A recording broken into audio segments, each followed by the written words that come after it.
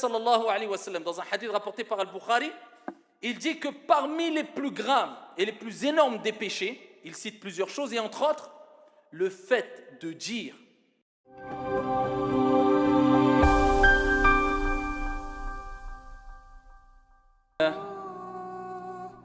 combien de personnes interrogent sur l'interprétation des rêves.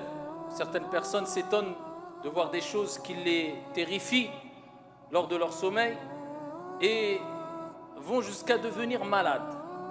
J'ai parlé il n'y a pas si longtemps que ça à une sœur qui me disait qu'elle rentrait dans des dépressions et cela faisait depuis plus de 3 ans qu'elle était la plupart du temps en dépression. Et lorsque j'ai creusé, lorsque je l'ai interrogée, lorsque j'ai cherché, eh bien je me suis rendu compte que c'était à cause de cauchemars qu'elle faisait. Combien de personnes deviennent malades à cause des rêves, à cause des cauchemars, à cause des soi-disant interprétations venant de je ne sais qui? Combien de gens se posent les questions, est-ce qu'on peut interpréter les rêves? Comment interpréter les rêves? Que veut dire ceci ou cela quand on rêve? Eh bien, on va tenter brièvement, Inch'Allah, de répondre à ces quelques interrogations lors de ce sermon. Wa billahi tawfiq. Ayyuhal mubarakun. Il faut savoir que le bon rêve existe et le mauvais rêve existe, ou alors dit le cauchemar existe.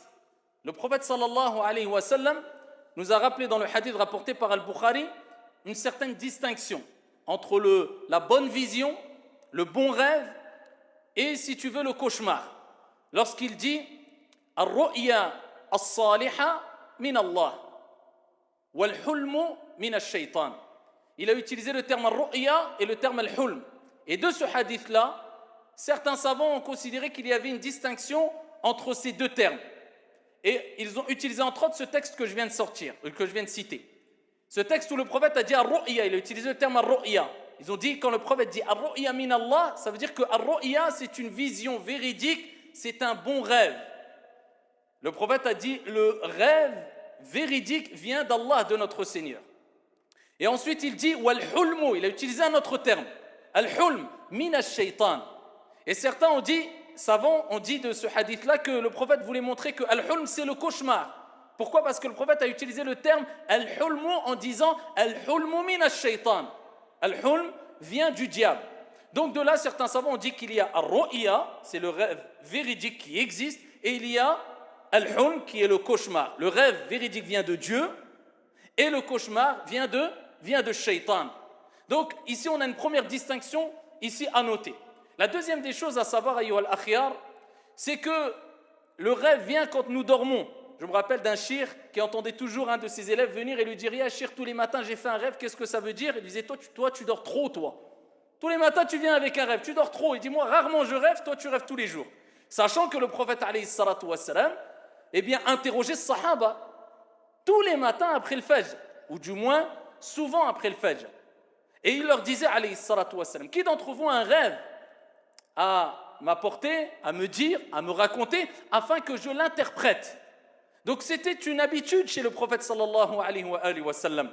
Mais il faut savoir une chose, et c'est là où malheureusement beaucoup se perdent, c'est qu'il n'y a pas une science précise et exacte concernant l'interprétation des rêves. C'est pour ça que certains savants disent que l'interprétation des rêves, c'est un don venant d'Allah subhanahu wa ta'ala qu'il accorde à des serviteurs dotés de science. Parce que l'interprétation des rêves, nous en tant que musulmans, en tant que croyants, eh bien, a une référence avec les textes religieux. Donc, il faut déjà avoir une connaissance ici précise et profonde des textes religieux. Awalan al-Qur'an. Deuxièmement, as-Sunnah, les récits prophétiques authentiques du prophète alayhi salatu wassalam. Troisièmement, il faut être doté d'une certaine intuition, clairvoyance, basira, firasa. Et quatrièmement, il faut connaître l'état de la personne. Car les savants rappellent que l'interprétation des rêves dépend de la personne, la situation de la personne, l'état de la personne, le moment, le temps, l'endroit. C'est pour cela que des interprétations de même rêve peuvent être différentes selon la personne qui a fait le rêve. Selon la personne qui a fait le rêve. Donc ça, c'est important à noter.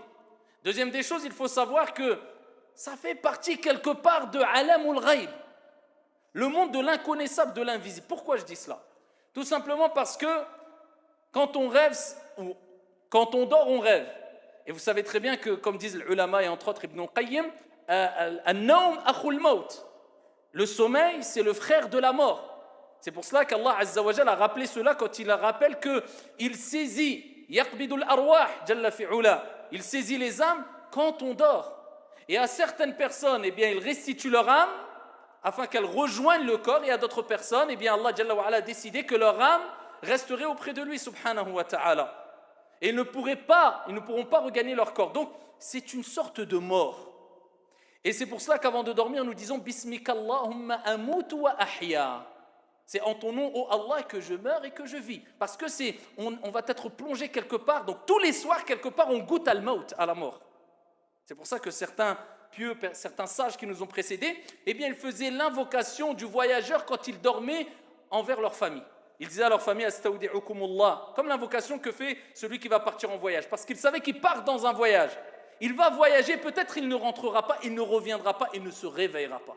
Et c'est pour cela que le matin on dit quoi? Alhamdulillahi alladhi ahyana ba'da ma amatana wa ilayhi an-nushur. Louange à celui qui nous a redonné quoi? La vie. Après nous avoir donné ba'da ma amatana, la mort pendant la nuit, la mort. Donc on sait que c'est quelque part une sorte de mort. Et nous disons ça aussi pourquoi? Parce que à ce moment-là, l'âme, ar-ruh, elle voyage. On sait très bien que la mort, au moment de la mort, l'âme quitte le corps et le corps devient inerte. Vous voyez ici quand la personne meurt, eh bien son corps ne réagit plus. Et quand la personne dort, son corps quelque part ne réagit presque plus. Bien sûr, si tu le réveilles, il va se réveiller. Mais c'est pour ça qu'on dit que c'est une sorte de mort, mais pas complète. Mais pourquoi son corps reste inerte? Parce qu'il est quelque part mort aussi. Et pourquoi il est quelque part mort? Parce que l'âme voyage à ce moment-là. Et c'est cette âme-là qui lui permet de voir des choses, de rencontrer des choses, de rencontrer des gens. Et c'est pour cela que, à ce moment-là, les gens rêvent, les gens voient des choses réelles. Et ici, ils voient quoi? Alors, ils peuvent voir une de ces trois choses, qui est citée dans le hadith rapporté par Al-Bukhari. حينما قال عليه الصلاة والسلام, lorsque le prophète عليه الصلاة والسلام a dit الرؤيا ثلاثة. La vision, ce que tu vois quand tu vas dormir, ce que tu vas vivre quand tu vas dormir, eh bien, est de trois catégories, si on veut. Il dit فالرؤيا الصالحة ou الصادقة بشرى من الله ورؤيا تحزين من الشيطان. Il dit فالرؤيا الصالحة, le rêve sadiqa véridique. Donc ce rêve véridique, eh bien, vient de Dieu. Soit tu vas voir cela, ou bien tu vas voir quoi? رؤيا تحزين من الشيطان. C'est une vision qui va t'attrister, qui va t'apeurer, qui va t'effrayer, qui vient de qui? Ash-shaytan. Donc soit tu vas faire un rêve véridique, soit tu vas faire un cauchemar, ou bien tu vas voir ce que ton âme, eh bien, te suggère. Quelque part, traduction approximative du sens. C'est quoi ce que ton âme te suggère? C'est-à-dire, tu as parlé de beaucoup de choses dans la journée, d'accord? Tu as parlé d'argent, de commerce, etc. Et tu te vois en rêve comme étant un milliardaire avec de grands hôtels et je ne sais quoi. Ça ne veut rien dire du tout. C'est simplement parce que tu as parlé d'une chose toute la journée, eh bien ton âme a exprimé ce que tu as évoqué tout au long de la journée. On est d'accord? Donc ces trois choses-là, ces trois catégories-là ont été citées par le prophète alayhi salatu wassalam, et chacune de ces catégories-là, il y a des choses à dire. Donc la première des choses, le prophète a dit فَرُؤْيَ الصَّالِحَةِ. الرؤيا الصالحة, c'est quoi? Ce rêve véridique, le rêve qui est véridique. Le prophète sallallahu alayhi wa sallam nous rappelle dans un hadith que le rêve véridique, c'est une partie parmi les 45, et dans une autre version 46 parties de la prophétie. D'accord? C'est une partie de la prophétie, le rêve véridique. Le prophète sallallahu alayhi wa sallam nous rappelle que celui qui voit quelque chose, comme dans le hadith rapporté par An-Nasa'i, en rêve, de bien cela vient d'Allah, qu'il remercie Allah et qu'il ne le raconte qu'à ceux qu'il aime. Donc on voit que c'est une partie de la prophétie et qu'il ne faut raconter ces rêves bons qu'à ceux que tu aimes. Pourquoi? Parce que si tu racontes à n'importe qui ton rêve, il peut avoir le mauvais œil qui te touche, quelqu'un qui soit jaloux. Et dans un hadith, il est rapporté, les savants divergent sur l'authenticité du hadith, où il est rapporté que l'interprétation, l'explication que va te donner la personne à qui tu as raconté le rêve, eh bien, va avoir une forte influence dans la réalisation de l'interprétation de ce rêve.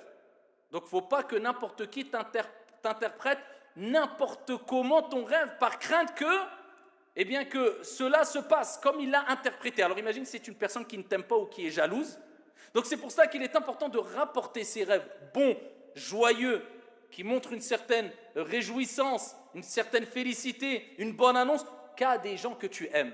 De plus, le prophète sallallahu alayhi wa sallam, il nous dit dans le hadith rapporté par Al-Bukhari, il dit, il ne reste de la prophétie, et il ne restera de la prophétie que al-mubashirat.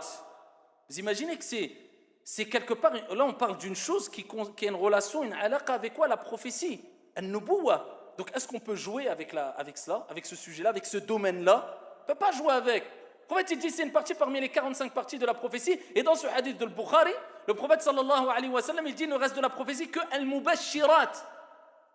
Donc les bonnes nouvelles, les bonnes annonces. D'accord? Et ils ont dit, c'est quoi? C'est qui al-mubashirat? Ya Rasulallah, ceux qui vont annoncer les bonnes annonces, les bonnes nouvelles.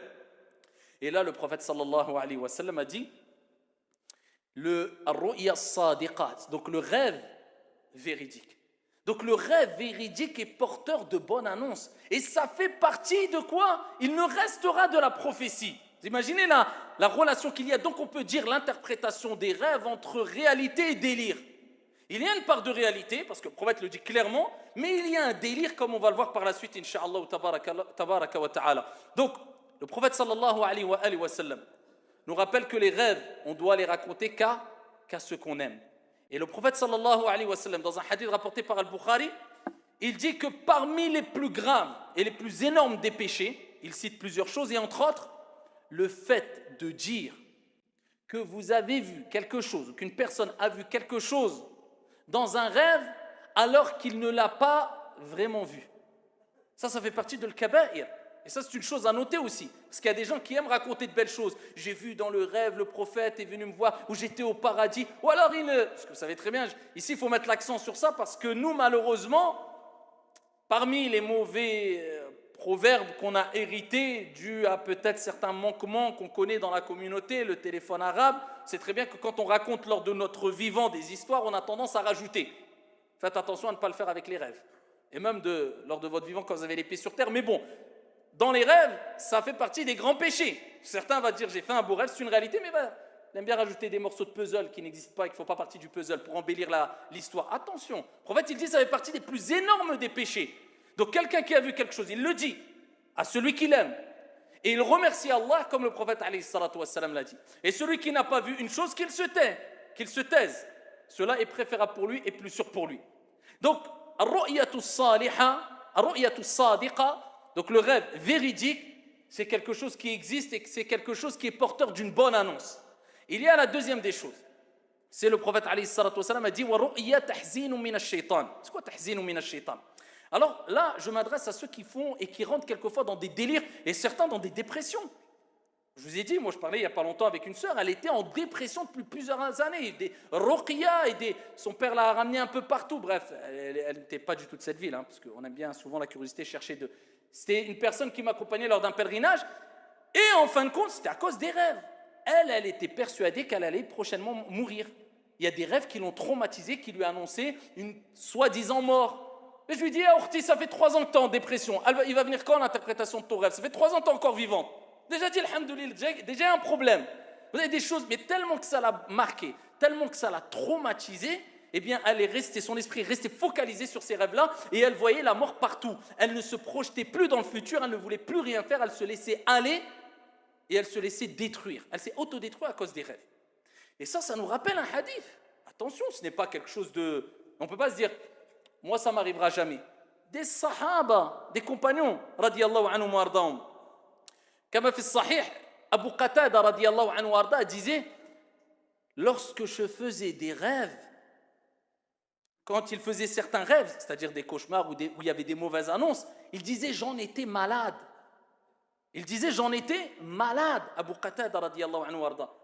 Jusqu'à ce que j'ai entendu le prophète sallallahu alayhi wa sallam dire, et là, il est revenu au texte. Et il y a plusieurs textes rapportés par Al-Bukhari ou Muslim qui citent ce que je vais vous dire.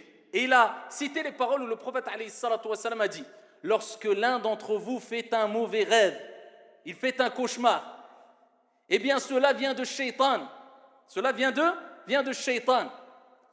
Qu'il souffle ou crache 3 fois, d'accord? Donc quand on dit crache, bien sûr, c'est juste simplement le fait de faire 3 fois, et qu'il cherche protection auprès d'Allah Jalla wa Ala contre ce mauvais rêve, et dans une version contre Shaitan, et qu'il ne le raconte à personne, et la tadurruh, rien ne lui arrivera. Donc quand il a entendu ça, il a dit Alhamdulillah. Il a dit ça, et je suis rassuré. Même si je vois quelque chose qui m'annonce quelque chose de mauvais, premièrement, je sais que ça vient de Shaitan. Deuxièmement, je dis A'udhu billahi minash shaitanir rajim.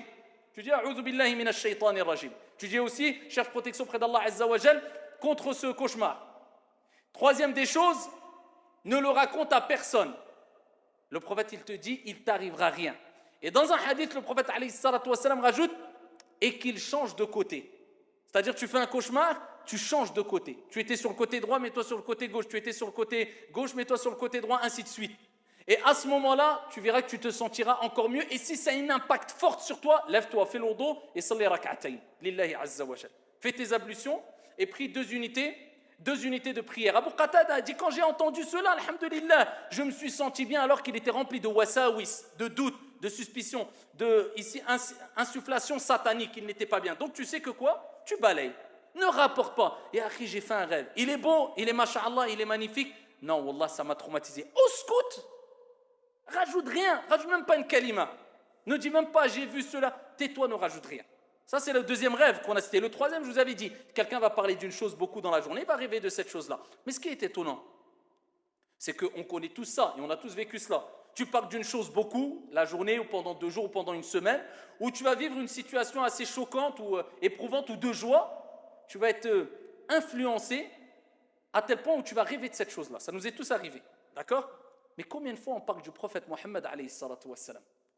Qui rêve du prophète alayhi salatu wassalam? Très rares sont ceux qui rêvent du prophète alayhi salatu wassalam. Ils le voient en rêve comme il a été décrit. Pourquoi? Pourtant c'est logique, on est tous d'accord. Tu parles d'une chose souvent, beaucoup, il y a de fortes chances que tu rêves de cette chose-là. D'accord? Tu parles d'accident, tout le monde a vécu ça. Tu vas vivre, oh j'ai fait un accident. Et tu as parlé d'accident depuis une semaine, ou tu as vu il y a 3 jours un accident qui t'a marqué. On est d'accord? Pourquoi on ne rêve pas du prophète alayhi salatu wassalam, si ce n'est que très peu de personnes? Parce que c'est un cadeau d'Allah subhanahu wa ta'ala. Et il le donne à qui il veut. Et le prophète alayhi salatu wassalam a dit, celui qui me voit en rêve, il m'aura vu réellement en rêve. Car Shaitan ne peut pas prendre mon apparence. Donc celui qui voit le prophète avec sa vraie description, qu'il sache qu'il a vraiment rêvé du prophète alayhi afdalus salati wa askat taslim. Car Shaitan ne peut pas prendre l'apparence du prophète sallallahu alayhi wa sallam. C'est un cadeau d'Allah subhanahu wa ta'ala. Donc tu peux voir le prophète en rêve et parler avec lui. Est-ce que ça veut dire qu'il peut avoir des nouveaux jugements, des nouvelles règles dans l'islam à travers un rêve? Quelqu'un va venir te voir et va te dire, écoute, j'ai rêvé du prophète alayhi salatu wassalam. Déjà, il ne te donne pas sa bonne description, donc ce n'est pas le prophète. Et il va te dire, le prophète, il m'a dit, toi, khlas, min awliya illah, toi, tu fais partie des rapprochés des saints d'Allah, tu n'as plus besoin de prier. Oh, khlas, j'ai plus besoin de prier. Ça n'existe pas. Ou il va te dire, non, en fait, Ramadan, cette année, vous n'avez pas le droit de jeûner. Vous n'avez pas à jeûner. Ça, c'est le prophète qui vous... Moi, j'ai vu ça dans un rêve. On ne prend pas en considération, car les rêves ne peuvent pas provoquer un nouveau jugement, une nouvelle règle juridique. Car Allah Jalla wa Ala dit, Al-yawma akmaltu lakum dinakum wa atmamtu alaykum ni'mati wa raditu lakum al-islam dina. Allah, il n'a pas rachevé cette religion. Ça y est, c'est fini. Donc, ne te prétends pas être prophète. Il n'y aura plus de prophète après le prophète Mohammed alayhi salatu wassalam. Et la religion, elle est complète, c'est-à-dire il n'y aura pas de nouvelles règles inventées par je ne sais qui à travers un rêve. Donc, il faut être clair par rapport à cela. Et deuxième des choses, voir le prophète, c'est une réalité, mais tu peux voir aussi d'autres personnes. Comme l'a mentionné Ibn Qayyim, rahimahullah ta'ala, et d'autres. Ici, les âmes quittent quelque part leur corps et voyagent. Et c'est pour ça que tu peux rencontrer des personnes qui sont décédées. Ton père, ton grand-père, un homme pieux, un homme vertueux, une femme vertueuse, etc. et qui t'annoncent des bonnes nouvelles. Et ça, il y a beaucoup de récits des pieux et des sages qui nous ont précédés concernant ce genre de rêve. En voyant un tel et qui lui raconte qu'est-ce qu'il vit au paradis, etc., etc. Il lui pose des questions. Il dit, qu'est-ce qui a provoqué le fait que tu sois au paradis? Et ça, il n'y a pas de mal de prendre en compte si le rêve, il est clair. il n'a pas d'ambiguïté. Il a un début et il a une fin. Donc ici, il va lui dire, c'est parce que j'ai fait telle action. Comme certains prédécesseurs, il est rapporté qu'il disait, je suis au paradis par la cause de Surat al-Fatiha que j'apprenais aux enfants. Il y a un parmi les pieux qui nous ont précédés qui a vu ça. Il dit, c'est ça qui m'a mis au paradis. Et il a raconté ça aux gens. Ça, c'est une réalité, c'est possible. Parce que les âmes se visitent et les âmes se croisent. Soit quand les personnes sont décédées entre eux, ou soit quand les personnes dorment et ils peuvent rencontrer des gens qui sont décédés, etc., et échanger avec eux. Ça, c'est possible et c'est une réalité.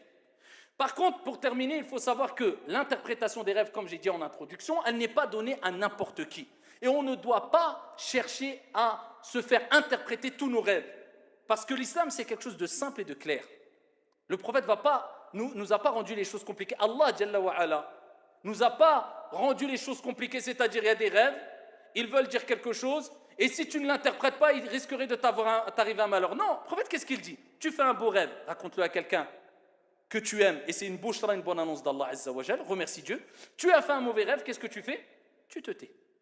Et il ne t'arrivera rien. C'est aussi simple que ça. Maintenant, quand tu fais un beau rêve, et si tu connais une personne de science à qui Allah a donné ce don-là, et qu'il est connu pour interpréter les rêves à travers Al-Kitab, ou As-Sunnah, à travers le livre de Dieu et la Sunnah prophétique, il n'y a pas de mal de lui rapporter ce rêve-là. Et rappelle-toi que les rêves ne veulent pas toujours dire la même chose. Ça ne veut pas dire toujours la même chose.